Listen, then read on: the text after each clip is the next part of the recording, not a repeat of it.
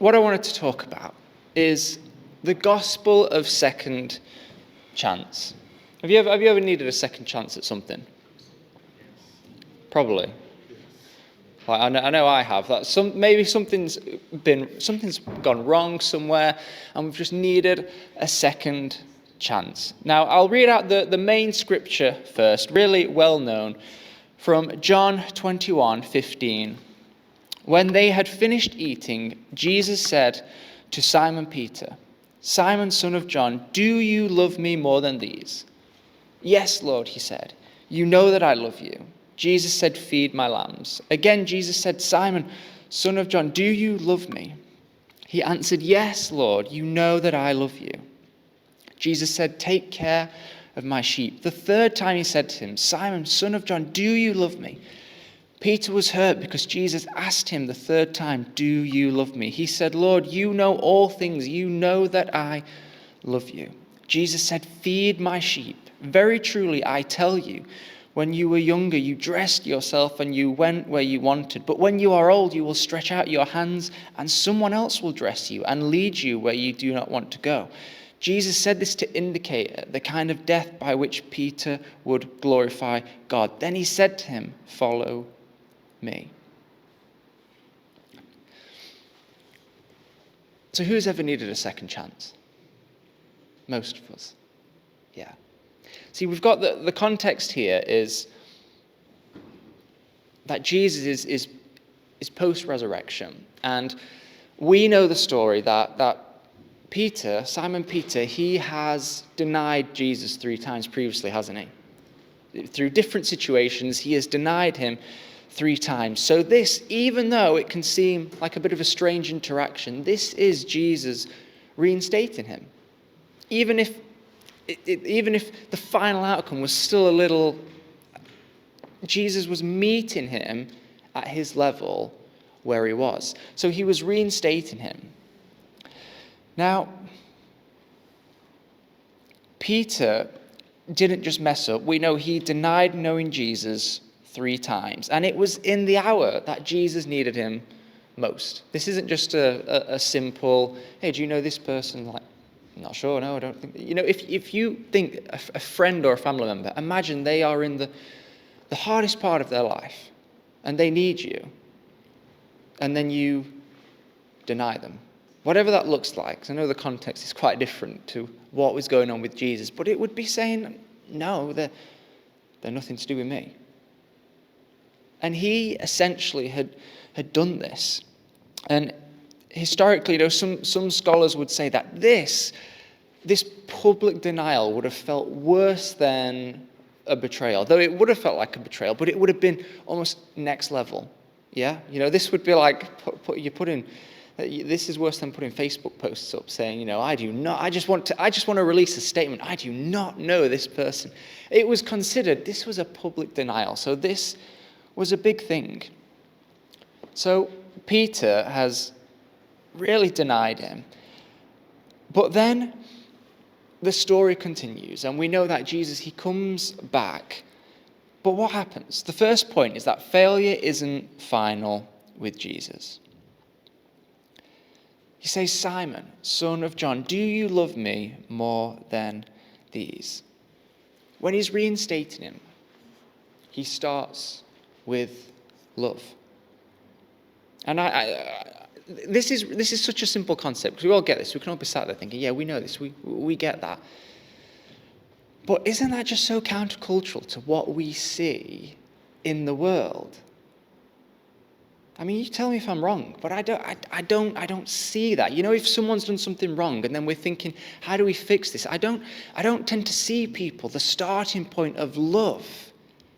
Does that make sense? And I get that, because maybe we think there's different contexts, but sometimes we may be more interested in justice or atonement or accountability. And Jesus, he isn't coming to him and he isn't sort of holding it over him. He's not saying, imagine he appears to you, he's back and he's saying, right, explain yourself.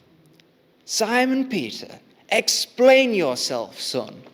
He's not, that'd be quite scary, right? We're in that position. The post-resurrection Christ returns like, explain yourself. But he starts with a position of love. How often do we do that? Because I know myself, okay, the inner person can be quick to take over. It's like, well, maybe we're thinking, well, that's not fair, that's not right. Oh, you hurt me, so why should I have to? But Jesus, no, we start from a position of love, because what I really care about is the reinstatement, is the relationship, is the healing, not just being right, not just having my rights, my will win. Does that make sense? So what do you think? Do we see that in the world generally? See on Facebook? No.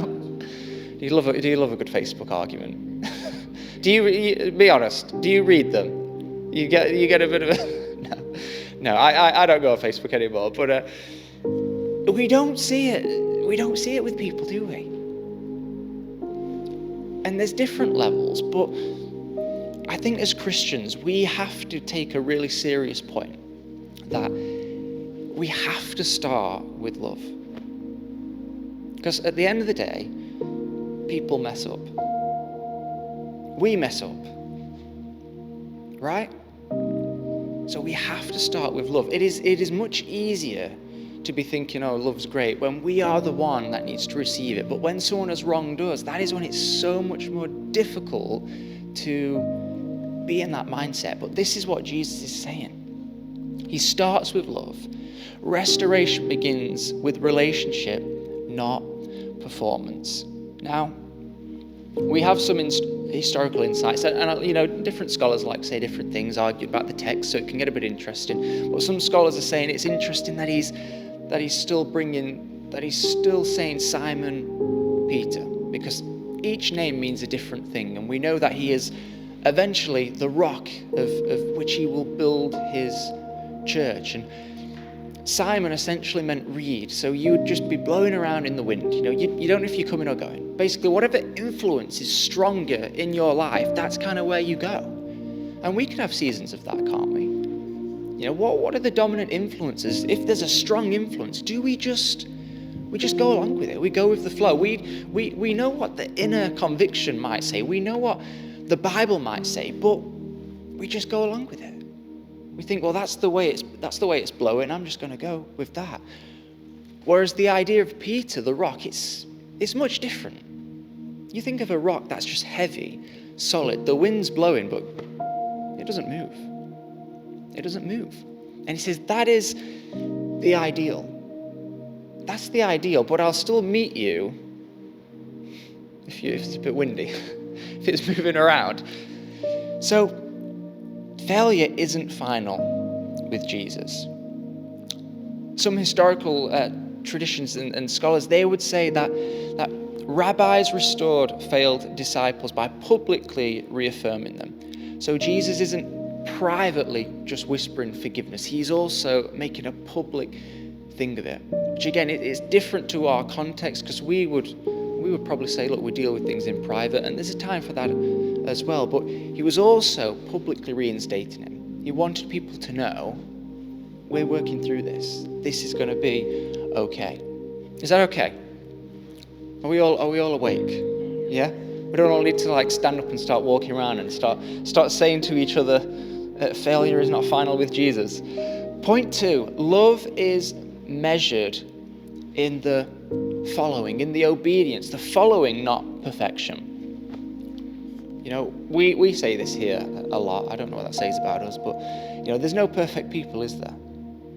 And we say that saying that there's no perfect churches either. And if you find one and then you go to it, we know what happens. That's what we're trying to. That is the world we live in. And God, He's never asking for perfection, because He knows He's not going to see it within us. That's why the whole thing of sin being beaten on the cross had to happen. He says, look, they won't be able to do it in their own right. But what He's always looking for is if we are following Him.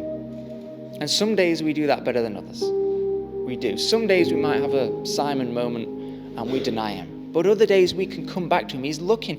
Do you follow closely? that would be expected. A rabbi, they would have their disciples and they would follow them closely. They sometimes use sayings of that they can feel the dust being kicked up from their feet, because it's this idea that you follow them closely, you listen to them, you take their teaching on board, you emulate, you do what they're doing. That is being a disciple.